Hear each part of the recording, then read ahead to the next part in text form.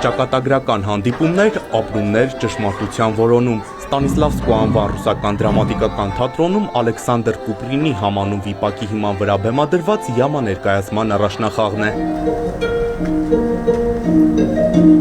Հեղինակի ստեղծած փակ, ծանր ու ճնշող տարածքը բեմում վերածվում է մի նոր ու ամբողջական աշխարհի, որտեղ մարդկանց ճակատագրերը խաչվում են հուսահատության, հարկադրանքի եւ սոցիալական անարդարության կետում։ Այդ աշխարհը դառնում է նաև հոգեբանական եւ բարոյական դաշտ, որը կերպարներին կանգնեցնում է ծայրահեղ ընտրությունների առջև։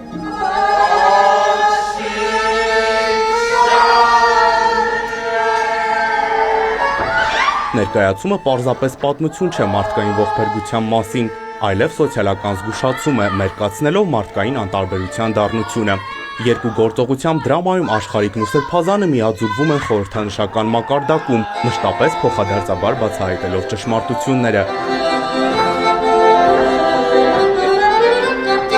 Տեխնիկապես շատ հագեցած ներկայացում է եւ մենք դերասաններս իրականում եւ երգում ենք,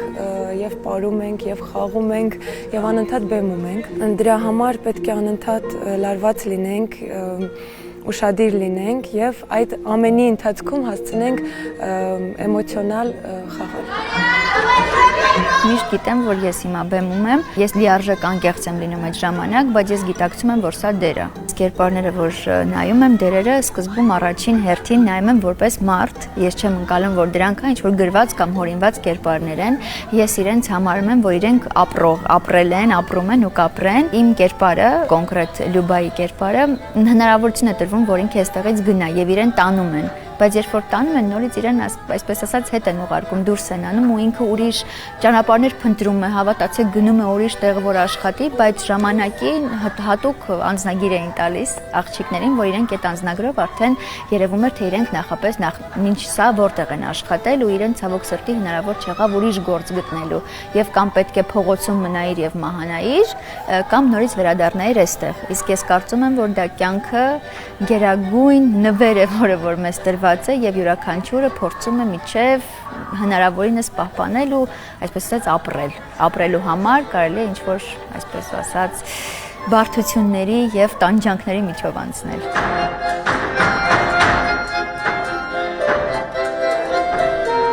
Ռեժիսոր Գոռ Մարգարյանի բեմադրությունը հրաժարվում է ուղիղ մեկնաբանություններից եւ դատողություններից, կառուցված է ենթագիտակցական ընկալման վրա։ Այստեղ ռեժիսորի թիրախը հանդիսատեսի զգայական հիշողությունն է։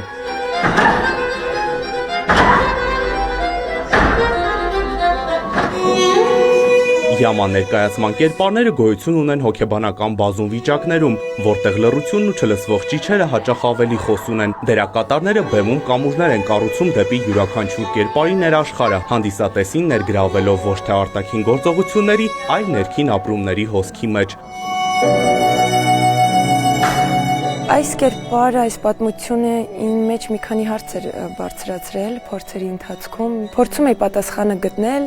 մինչ օրս երևի փորձում եմ գտնել եւ ներկայացման ընթացքում այդ թե ինչքան ուժգին կարող է լինել ցավը, թե ինչքան մարդիկ կարող են իրար նեղացնել եւ ինչպես պետք է դիմացինի մեջ մարդ հարգելը քո մեջ զարգացնել եւ միշտ նկատի ունենալ դիմացինին։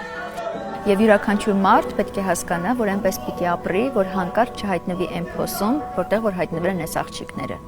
Այսինքն ընտրություններ ճիշտ կատարի եւ ինչ որ մի ճանապարհից եթե հասցնում է ինչ որ ժամանակին, այսպես ասած շեղվի գնա ուրիշ ուղղությամբ, անպայման թող շեղվի եւ գնա։